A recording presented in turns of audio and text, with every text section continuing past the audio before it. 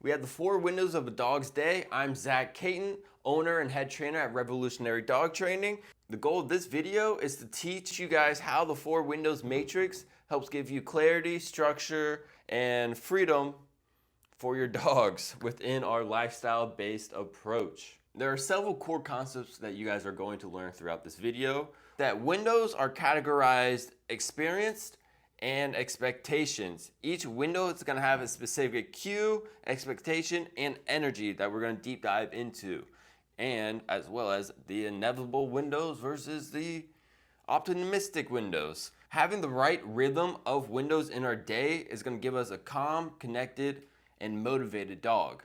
So we have dogs that are social creatures, always second guessing intent, trying to understand, what are you doing? What is he up to? What is she up to? That's how we can have some conflict arise, right? To have more clarity, we actually need to have some confidence, some connection, and some calmness, right? So let me write that in real quick. So we're gonna have to have some confidence. Confidence is the first part for us to have some clarity. Next is our connection. Connection, after our connection, calmness, which really could just be respect. Social distance wise, being able to have respect and understand each other. Our 4 windows matrix helps bring clarity to our dogs when it comes to these type of situations. These are the 4 windows every dog experiences throughout their day.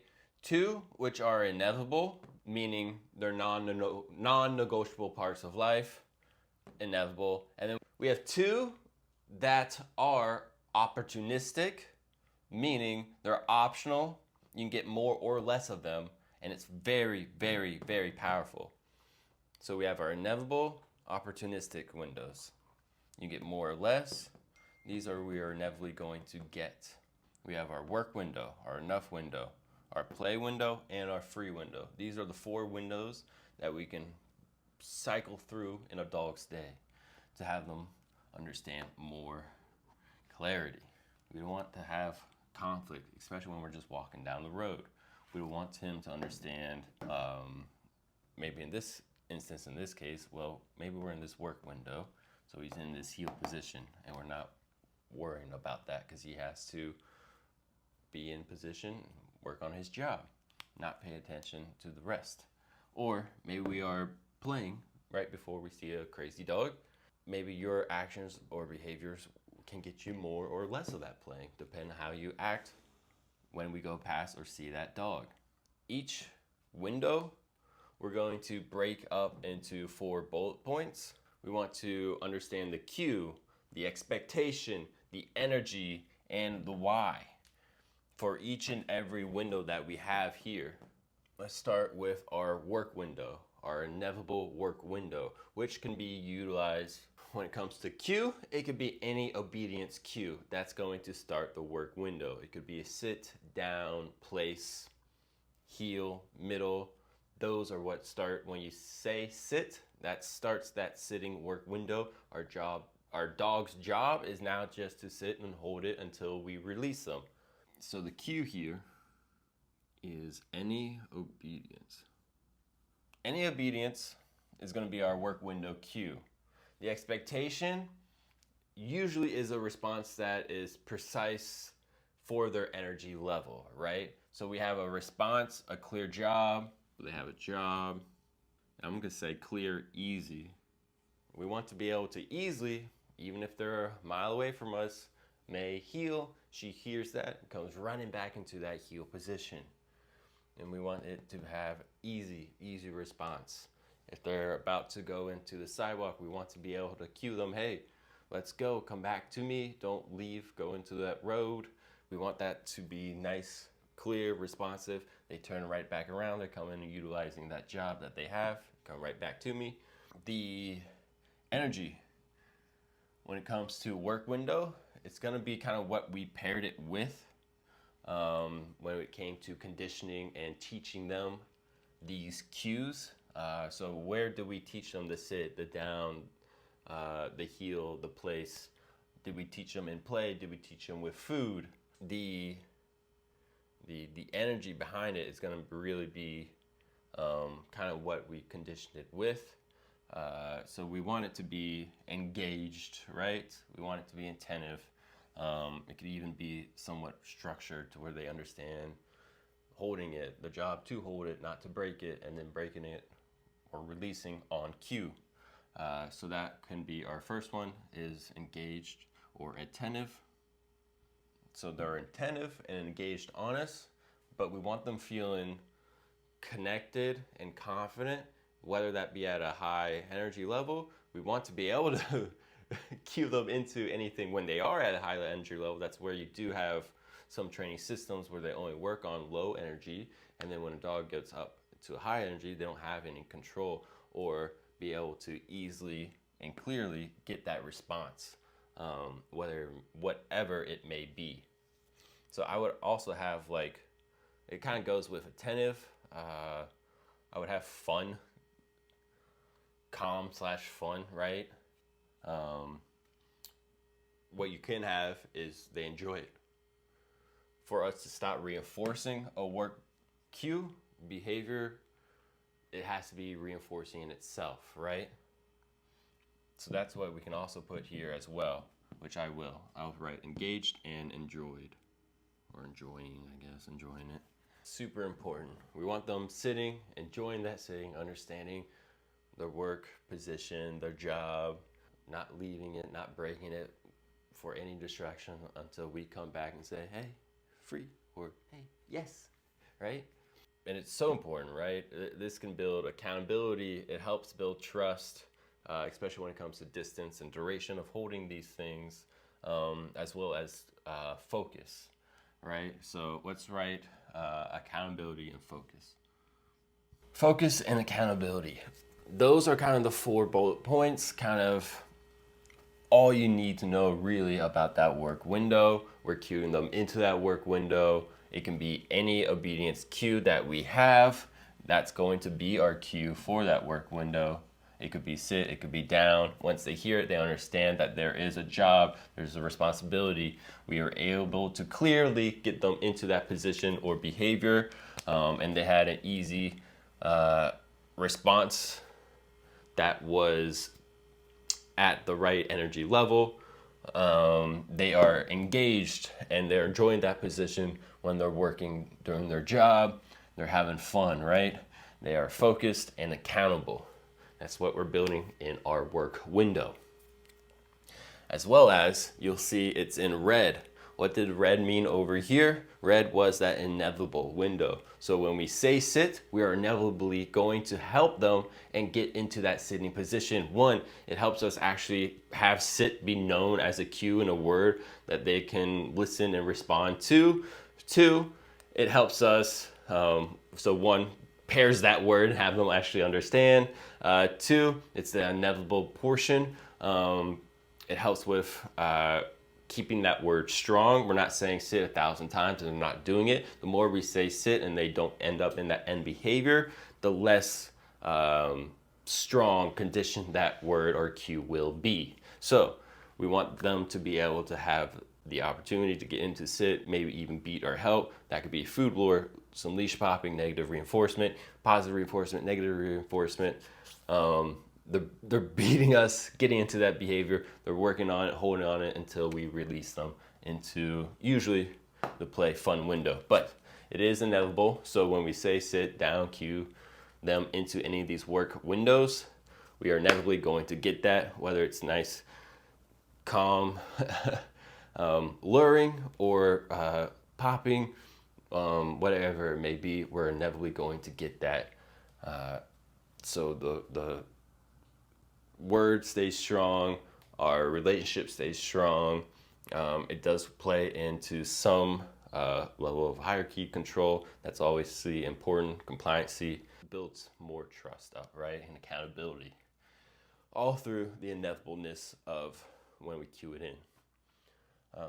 The next inevitable window, which is a little bit different from their work window, is the enough window. The enough window over here gets cued by our word done. When we cue them with done, when we say done, the game's over, the activity's over, our energy, whatever we're at, 5, 6, 10, or 11, right? You hear done, your whole body is relaxing. The done is calm and inevitable. We want to be able to have our dog settle kind of on this off switch cue, right? But they'll be able to have some liberty once we have that pairing, once we have that state of mind, all the way to calmness. Give them more and more liberties with that. Build up the boundaries that they can't have as long as they're in that right state of mind for that window. So we utilize that done cue for the window. We want them to calmly, we want calmness, we want all the way to 0 pretty much energy wise. So we're gonna want to say settled, calm, and there's no really more demands, right? Just complete off switch. Maybe I can just even write that, but I'll write calm and settled. Calm and settled is kind of be the expectation when we ask you to be done after a play session. We're gonna spend 5 minutes to see you come down into this nice calm settlement. And you're not trying to get after the toy, you're not trying to demand this or that or the other. You'll have water, you'll have the opportunity not to get heat stroke. We want to ensure safety always, but our expectation is you to start coming down into that calm, almost 0, level 0, right? That's gonna be kind of the expectation that we have for them. The energy, obviously, is that calm, almost level 0 energy, but they'll have liberty with it. But we might have to restrict that liberty initially when we're starting to teach just that calm state of mind first. So right here, I'll say calm liberty. Calm liberty. So when we are initializing the done window, maybe we're sitting, laying down, we say our dog's name, then done, we might be holding the leash, then we're just resting in this nice area. It's super important for us to create that off switch. It really helps with preventing overstimulation, resetting the nervous system, creating that off switch. It's extremely important. It really allows us to be able to control when it's outside of this done window, when our dog gets extremely excited, to be able to help them come back down into that nice resting, calm state of mind. Super important, right? So what do we want to write here? Prevents overstimulation, resets nervous system, or creates an off switch. I'll just write the off switch, knowing the others are there behind it, right? So we have our off switch. These are our inevitable windows. When we're with our dog throughout our day, when we ask for any obedience, we are putting them into the work window. And these are our expectations, the energy, and why it matters. With our enough window, here's our cue. When we say done, anytime we say our done cue, we're initializing the enough window. From there, we're expecting nice, calm, settle, level 0 to where they can eventually get to calm liberty, start walking around a little bit. And it's important to have that off switch. Prevent overstimulation, resetting that nervous system. As well as when we're in that done window, we're soaking up all their good vibes, good energy, and we're getting paired and like really getting connected with them. The off switch, it's very important. But now and next, we're going to be getting into the opportunistic windows, which are play and free. So with our opportunistic play window, which is our lifestyle motivation system, we are cueing them into that window with the ready cue. We are opening up the play window with ready, but we utilize that yes cue for us to start engaging. Ready doesn't mean start playing and biting and nipping me or the toy or chasing after this, that, and the other. You gotta wait until you hear that yes cue. Ready? We're getting going, we're getting after it, we're all getting our energies up and amped, And then on yes, we're actually engaging, right? So ready to start, yes to engage. Ready plus yes. Ready and yes are going to be our cues in the play window. Initially that ready cue, and then that yes when we want the dog to go after the tug toy or fetch the ball, right? The expectation when we're playing is to have super high energy, is super joyful, we're cooperating, we're engaging with each other, there's huge connection, we're sharing in that fun, whether we're playing tug and we're competing against each other for fun, or we're playing fetch when we're just cooperating for more fun and you're chasing and catching and bringing it back to do it again, right? A lot of fun, a lot of cooperation. So obviously the expectation is going to be playful, joyful, shared connection. So maybe we just write shared fun and we have that understood. Shared fun. We don't want to break down dogs when we utilize play. We're really building them up.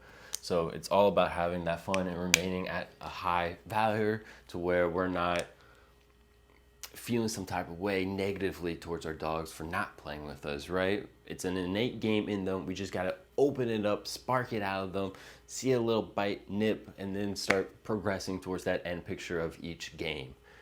That's what we need. And it's so important, especially when it comes to training, our lifestyle system as well, and having them wanting and listening to you for their whole life. It's extremely important. The energy of this is going to be higher energy, high fun, value energy, but it's going to be in the attempt or goal to be able to hit that flow state. We're just flowing, we're playing. It's almost in like imaginatory like land. We're having so much fun. It's just us connecting. We're really in that flow state of mind. And that's very huge with play. We want to be able to get into that flow state. We're throwing and fetching and we're fetching and bringing it back, fetching and bringing it back, fetching and bringing it back. No cares about what's going on distraction wise over there, over here, construction, dogs barking, accidents happening, whatever's going on. We're just fetching, or we're just playing tug and having a lot of fun, right? We're in that flow state of mind. Very huge. We want to be able to, why plays matters is hard to just be able to put in one bullet point. There's so many, and it's the reason why it's our lifestyle motivation system, because it's so powerful in creating the right relationship that is needed with the slight level of control and hierarchy to have fun and be able to take your dog elsewhere and be able to ensure their safety with others, their own species and with other species as well. Helps us build drive, motivation. It can even help us overcome things, right? So let's build drive and relationship is what we're gonna write for why it matters. It's so important. It's so much more than that as well. I mean, when it's a genetic outlet, something that they love to do and need to get out.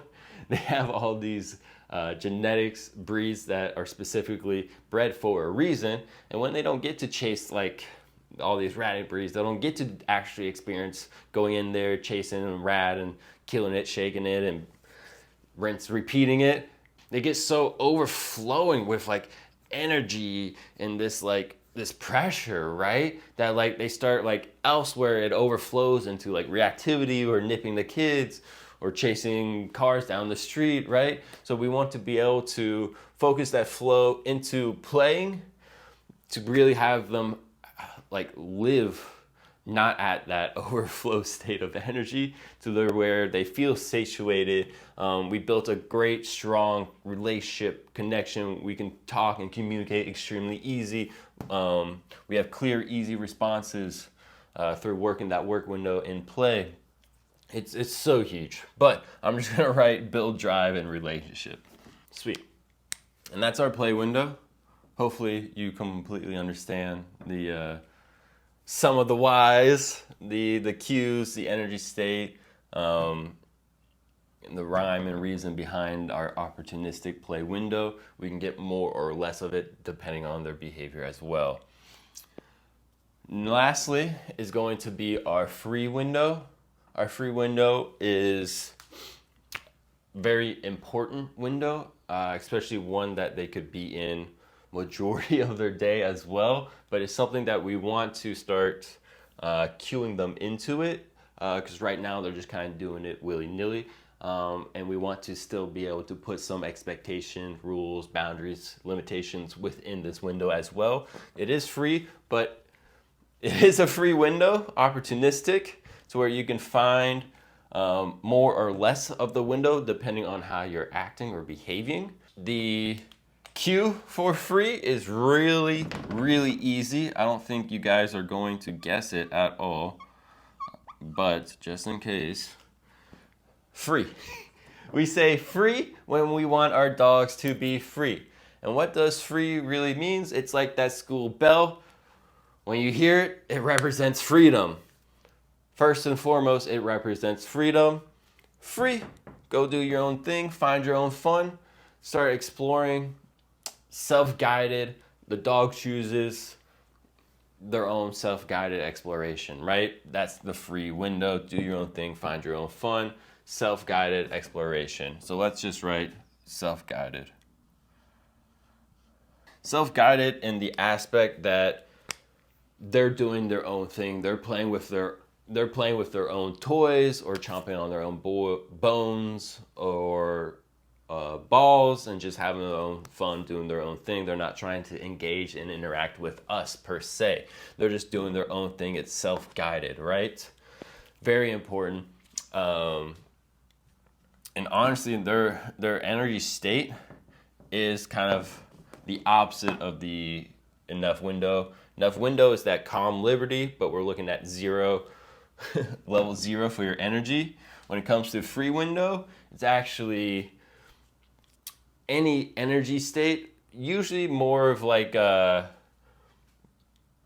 relaxed, independent kind of state, but you can be on your own playing, right? So you can be at level 0, level 100, but you still got to be attentive and listening in as well. So let's just write the energy for this. Should be, could be relaxed. Let's just have it be independent and attentive. Not extremely attentive when it comes to a work window, but still attentive. We want them really to be independent, doing their own thing initially, right? It allows them to really build up their own independence, their confidence away from us. We don't want them always next to us, even though they are social creatures. If they are next to us 24/7, we actually start getting to separation anxiety, and that can be a very slippery slope. We want them to really, it can even allow for their own decompression, depending on the situation. Freedom, right? It's a lot of fun doing their own thing, making their own choices, becoming more and more independent, but still being able to listen and get cued into us if they need it. Which is, it's so important, right? I mean, independency is probably the most important part to this. So I'll just write independent once again. However, we could see if they're in their free window and they weren't being respectful, maybe we could help guide them and utilize a work window, which is inevitable. Maybe they're pestering our cat a little bit too much, and we can say our dog can now let's go them, which is inevitable, or place them. Hey, just calmly lay down over here for another time. Start the windows, your communication. Once you start rotating through them, start actually conditioning all the different cues, done, free, ready, yes, all the other obedience cues as well.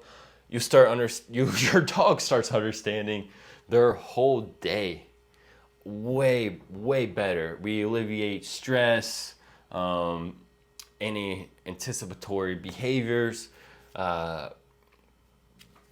energy levels. We get to work through them all. So it's not just like you're stuck with just only being able to influence and control your dog when they're at a 5 and below energy state. It's like whenever, right?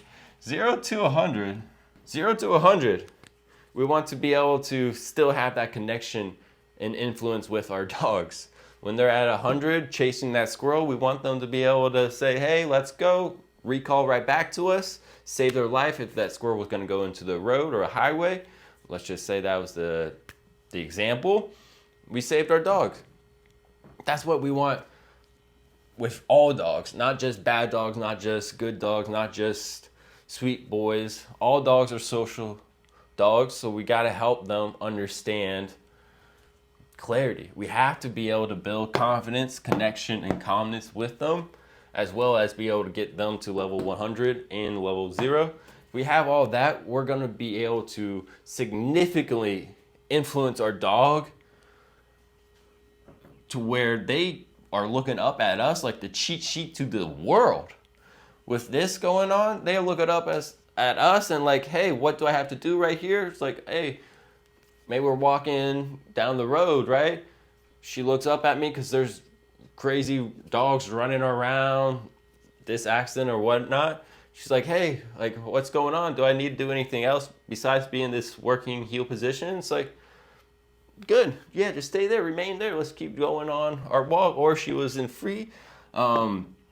Keep being free, right? So it just helps alleviate so much unknownness, unsureness in the dog world, because they don't understand. We have to teach and train them so much because we want them to live in our chaotic, fast-moving world. But we got to be able to slow down, make sure they really understand their cues, and we have a good connected relationship so we can easily get the responses out of them, and we create clarity. The whole goal is be able to have a dog, I mean, honestly, for myself, is be able to have a dog who clearly understands whenever I take them out, the do's and don'ts of being social. The give and go depending on the situation that they see at hand. And if it's a new one, they're gonna side to caution or look to me as a cheat sheet for them to understand. But these are the 4 windows of a dog's day. And when we balance windows intentionally, and the dogs know what's expected, when to turn on and when to relax, that's when training stops becoming a fight. And it really just starts becoming a lifestyle. You're getting up, you're already like cueing them into different windows. When you leave, you're going into a free window or a work window. When you come back, maybe we could work on a done window. We can start rotating them. We can do 2 to 3 different windows just on a walk alone, which is amazing. And it really starts becoming a lifestyle to where we don't have all this chaos or conflict or fighting with our own dog. They actually understand and know. If you want help building these rhythms into your life and learning the cues step by step, that's exactly what we do inside the lifestyle community, where we have like-minded dog owners, dog trainers who want to learn and love their dogs and want to live harmoniously with them. I expect to see you guys there too.